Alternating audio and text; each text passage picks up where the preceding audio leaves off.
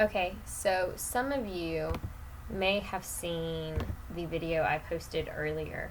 I just took it down because I wanted to redo the video, and because some things have happened between then and now. So I'm redoing the video. Just so there's no confusion between, like, if I make a separate one. So I'm redoing the video. So for those of you who saw the video earlier, we went to McDonald's, our local McDonald's, to go get some food, and obviously, we had Max with us. So Max is in a perfect hill the whole time. While we're ordering, he gets, I move him in front of me, between me and the counter, to keep him out of the way. And Liam just sprayed apple juice all over the dog bed. Anyway, I keep him between me and the counter just so he's out of the way. The manager then, while he's taking our order, then asks, "Is it a service dog?" And we reply, "Yes." So he doesn't say anything else. We go to grab our drinks, and while we are getting drinks from the drink machine, again, Max is between me and the counter that the drink machine is on, staying out of the way. We go to our table to start eating our food. Max lays down under the table like he's supposed to. Well, as we're eating, there is all of a sudden this tray that's coming at us, and it slams on the floor in front of Max. Max went from a lay to a sit, which is fine. That's acceptable. Something just came flying at him. The manager apologized, saying it was an accident. Well, as the day has gone on, and the more I have thought about it, because at that point, I guess I didn't really think about it, and I wasn't thinking really about the logicalness of, or the logistics of, what really happened. So, considering it came over a wall and a, foot tall sign that's on their trash cans, there's no logical way for a tray to go up and over a sign like that, across, over the wall, on its own, and slam on the floor right in front of Max. There's just, that's not logical. That's not an accident. That's just, there's no way for that to happen accidentally. Bright side was, Max did alert to the oncoming anxiety attack. He pawed me 3 different times, kept a very steady focus on me.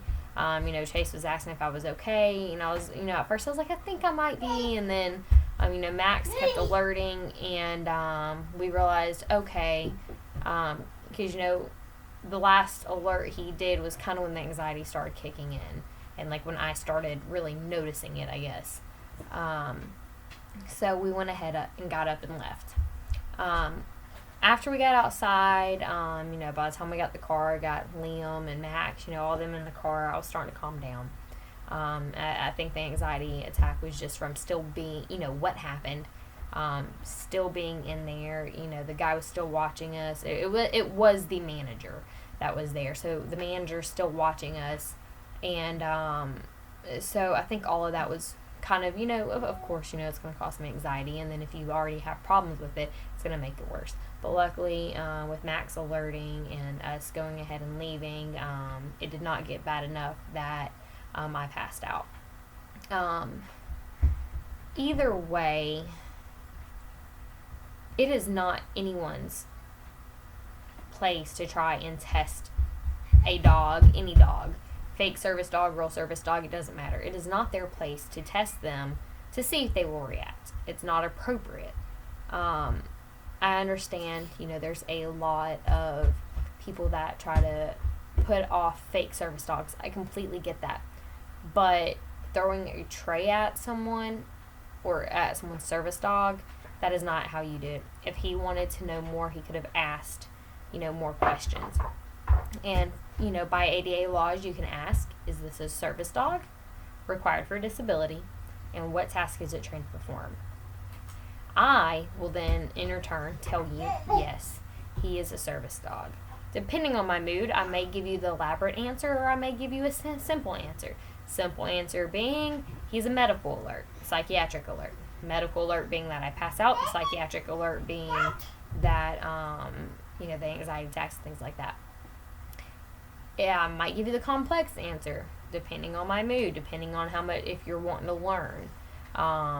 And the complex answer would be he responds to and interrupts 3 anxiety attacks, 3 anxiety cues, which would be my scratching, the shaking, and the hyperventilating.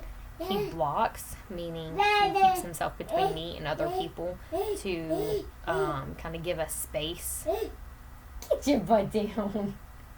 Y'all can see Liam climbing the ladder. He loves climbing that ladder. He's actually really good about it. Really, really good at it. He has never fell off of it. He only goes up 2 steps. What is it?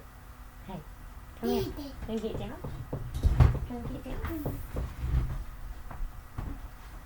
So, Max has always kind of blocked on his own. Anytime we've been in a crowd, he just kind of does it on his own, putting himself between me and whatever, people are around if they're too close. He keeps an eye on people, and if they get closer, he will push against me and make me sidestep to where I'm putting a little more distance. He's saying hi. That way there's just a little more distance between me and, those other people. He applies deep pressure therapy during an anxiety attack to help me calm down. If y'all can see him, he's actually over here right now with me. And then he has started alerting to the anxiety attacks. And that, he's done it probably 4 times this week. So I'm starting to think that maybe it's more if he's actually figured it out rather than just coincidence. But, even him just figuring it out, it's giving me time now that I'm realizing it. It'll give me time to get out of the area and get away from whatever's making me anxious so I can calm down so I don't pass out. That tray that manager threw, it could have hit Max. It could have hit me. It could have hit Chase. It could have hit Liam, who is now back there and you can't see him. That's just, it was very inappropriate and very uncalled for, very dangerous. Thankfully, Max is at the point where he is very well trained. We still have a lot to go. We still have a lot to do. This last week or 2, he has been doing so much better. And he has improved probably, God, I don't even know, he's improved amazing, and I don't think it's going to take us but, a couple more months. And, at this point, I could say he's a fully trained service dog. He does what I need him to do.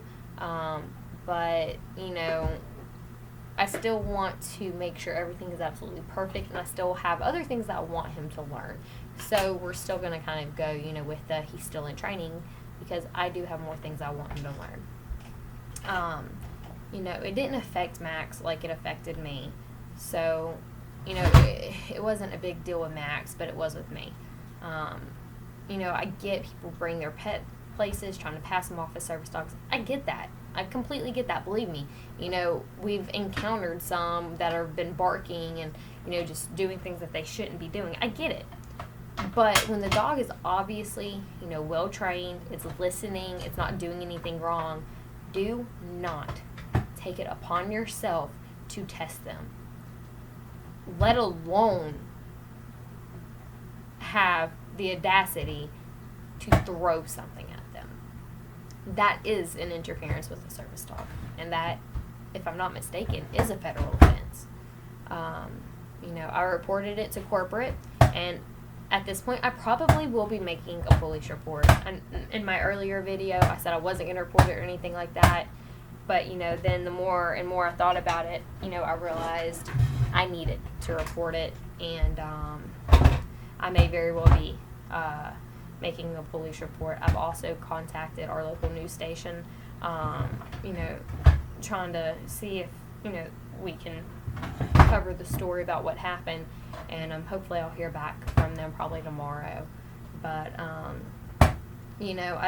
if the news station decides to take it on, I don't want to just cover, just what happened to us, but I want to cover why it's so important for people to stay away from service dogs, to leave them alone, and why it's important to not take your pets and, pretend that they're service dogs, because this is the kind of backlash we get. We get backlash from other places because they're used to seeing pets. We get backlash that can cause problems with our actual highly trained service dogs that we rely on for our everyday life. So, I report it to corporate, and I'll probably be making a police report. It's just, it's very ridiculous. So, like I said earlier, I deleted the original video and posted this one. I'm actually a lot calmer now. I feel like the video makes more sense. I was still pretty anxious earlier. I'd calmed down a lot, but I was still pretty anxious. And, I've realized after talking with quite a few people on some Facebook groups, service dog Facebook groups, I've realized that, there really isn't any way that could have been an accident. And I've talking about it with my husband and all of that. So I just wanted to update this video and kind of, I guess, fix not fix, but clarify what I have done, even though I know I said earlier I wasn't going to do. So I just wanted to fix everything, clarify, and kind of give y'all an update. Also, on another note, the investigators found the woman that stole my phone and my wallet. It was a phone wallet case that stole that, and they have arrested her, and she still had my phone hopefully with my debit cards and all of that in it. She still had it. They think that she just did it for the thrill, so we will be pursuing that more over the next few weeks, but she is in jail right now, so there's that update. But all right, everyone, y'all have a wonderful night, and I will talk to y'all again soon. Bye. If I can hit stop recording.